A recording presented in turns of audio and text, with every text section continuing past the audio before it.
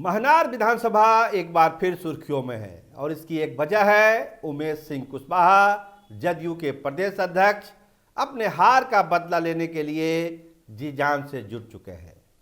20 का बदला 25 में जीत कर पटना आने की ख्वाहिश है, लेकिन क्या रास्ता इतना आसान है उमेश कुशवाहा के लिए? आज इस खबर में हम इसी का विश्लेषण करेंगे कि उमेश सिंह कुशवाहा के सामने बाधा क्या क्या है और क्या बीना देवी यानी रमा सिंह की जो धर्मपत्नी जो वहां से चुनाव लड़ी थी, बीना सिंह जीती थी। 61,742 वोट उनको मिला था और उमेश कुशवाहा को उन्होंने हराया था। तो क्या बीना सिंह के टिकट में कोई लोचा है?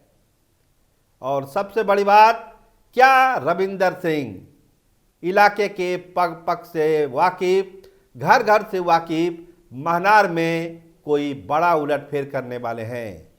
तो राजपूतों और यादवों के गढ़ में कुशवाहा क्या खेल कर पाएंगे या फिर इस चक्रव्यूह में फंस के रह जाएंगे? ये वहाँ का सवाल सबसे बड़ा है और वहाँ की जनता ये समझने की कोशिश कर रही है कि 25 में वो किसको और क्यों जिताकर विधानसभा भेजे।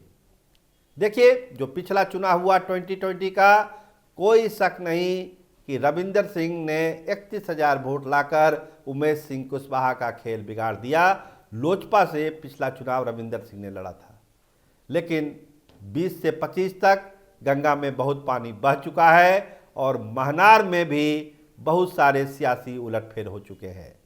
रमा सिंह लोजपा के साथ है, जैसा कि आप सब जानते हैं। तो क्या बीना सिंह को आरजेडी अपना टिकट देगी जब रमा सिंह लोजपा के लिए काम कर रहे हैं? ये एक बड़ा सवाल महनार की जनता पूछ रही है। क्या बीना सिंह के टिकट में कोई अड़चन है? देखिए, आपको ध्यान होगा, अभी हाल में ही पशुपति पारस के घर गए थे लालू प्रसाद। एक बड़ी राजनीतिक डील हुई है पशुपति कुमार पारस और लालू प्रसाद के बीच में। सीटें मिलनी तय है, बहुत सारी सीटें मिलेगी पशुपति कुमार पारस की पार्टी को। तो क्या उस सीटों में महनार का भी नाम है? देखिए, रविंदर सिंह खुलकर तो कोई बात नहीं कर रहे हैं, लेकिन कह रहे हैं कि पार्टी जो आदेश करेगी उसका हम पालन करेंगे। मेरा काम है जनता के बीच जाना, जनता के सुख दुख को उसको शामिल होना, अगर कोई परेशानी में है तो उसकी मदद करना। हम आपको बताएं कि अभी पंचायत घूम रहे हैं रविंदर सिंह। लगभग 26-27 पंचायतों का वो दौरा कर चुके हैं और कोशिश है कि इस हफ्ते सारे पंचायतों का वो दौरा कर लेंगे। तो दावा क्या है और तैयारी क्या है? कैसे उमेश सिंह का केस फंस सकता है? देखिए, जो वोट है वहां पर राजपूतों का लगभग 35-36 हजार वोट है वहां पे। तो क्या वो रविंदर सिंह को जाएगा? अगर वो रविंदर सिंह ले जाते हैं, जैसे पिछले चुनाव में भी वो ले गए थे, तो फिर मामला फंसता हुआ नजर आ जाएगा उमेश कुशवाहा का। क्योंकि एनडीए के वो प्रत्याशी हैं जनता दल यूनाइटेड के, तो अगर सवर्ण वोटों में सेंधमारी होगी तो स्वाभाविक है टिकट फंसेगा और जीत भी फंस जाएगी। तो क्या रविंदर सिंह को मिल जाएगा महागठबंधन का टिकट? क्या पशुपति पारस और लालू प्रसाद की जो डील हुई है उसमें महनार भी है? देखिए, चर्चा बहुत तेज है कि कुछ खास सीटें जो पशुपति कुमार पारस ने लालू प्रसाद और राजद और तेजस्वी यादव से मांगी है, उसमें महनार सीट भी है। क्योंकि लोजपा में चले आने के बाद रमा सिंह के वो सीट जो है स्वाभाविक तौर पर महागठबंधन मानता है कि वो सीट खाली ही है करीब करीब। तो उस पर रविंदर सिंह ने अपना मजबूत दावा ठोका है और केंद्रीय नेतृत्व जो है पशुपति कुमार पारस के साथ, वो ये कोशिश कर रही है कि महनार वाली सीट हर हाल में पार्टी के लिए लिया जाए और वहाँ महागठबंधन के फोल्ड में टिकट लड़ा जाए। तो अगर ऐसा होता है तो फिर रविंदर सिंह के लिए रास्ता बहुत आसान होगा, क्योंकि जो इनका अपना वोट बैंक है और महागठबंधन का वोट अगर उसमें ऐड होता है तो फिर समझिए कि बहुत ही मुश्किल हो जाएगी उमेश सिंह कुशवाहा के लिए। लेकिन फिलहाल जो स्थिति है वो यही है कि कोशिश पूरी कर रहे हैं उमेश कुशवाहा की 2020 का बदला 25 में लिया जाए। अभी बीना सिंह को लेकर कोई सफाई नहीं है, कोई तस्वीर साफ नहीं है कि वो क्या करेंगी नहीं करेंगी। रमा सिंह के लोजपा में आ जाने के बाद क्या आरजेडी ये मान के चल रहा है कि वो सीट खाली है उनकी पार्टी के लिए, कोई नया चेहरा वहाँ होना चाहिए।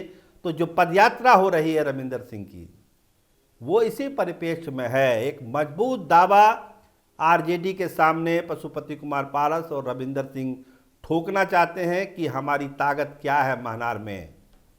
अगर लोजपा से लड़कर 31-32 हज़ार वोट ला सकते हैं रविंदर सिंह, तो अगर महागठबंधन का टिकट मिलेगा तो वहां जीत की गारंटी ही गारंटी है।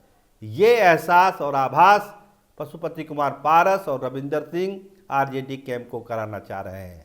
इसीलिए पदयात्रा को लेकर जो उनको मिला है रिस्पॉन्स, उससे वो काफ़ी खुश हैं कि चलिए कम से कम महनार की जनता तो ये समझती है कि उसका असली प्रतिनिधि है कौन।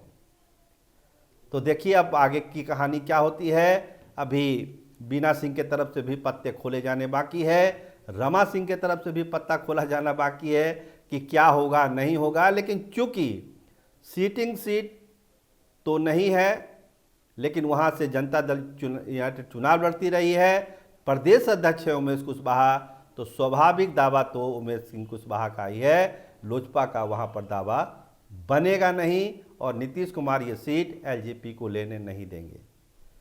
तो क्या पत्नी आरजेडी में, पति लोजपा में, उस परिस्थिति में भी टिकट क्या लालू प्रसाद और तेजस्वी यादव बीना सिंह को देंगे, ये सवाल महनार की जनता पूछ रही है।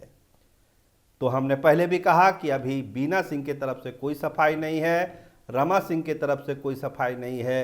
कोशिश हो रही है कि एक बीच का रास्ता निकाला जाए, लेकिन लगता है जिस तरह से रविंदर सिंह घूम रहे हैं इलाके में, रास्ता निकालना मुश्किल ही होगा।